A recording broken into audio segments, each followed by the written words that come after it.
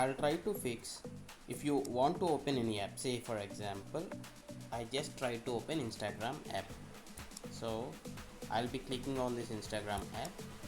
So it is saying like your Instagram timer ran out, it will start again tomorrow, or you can update the app timer in the digital wellbeing app. Okay, so how you can fix this issue? This is a small issue. You can open your Android phone settings here, and from here you can search like digital well-being. Sorry, see here, this is the option you need to click, or else just scroll down until you find this digital well-being. Tap on this.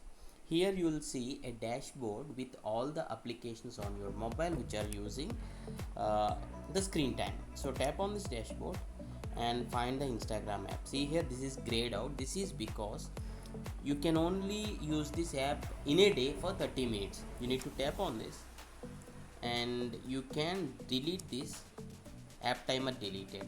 So now I can use this app. Okay, one more thing, this is set to 30 minutes, right? You can increase or decrease. Say for example if you want to limit to 3 hours, now you can 3 hour 25 minutes. Okay, now you can just open this, so this will get open.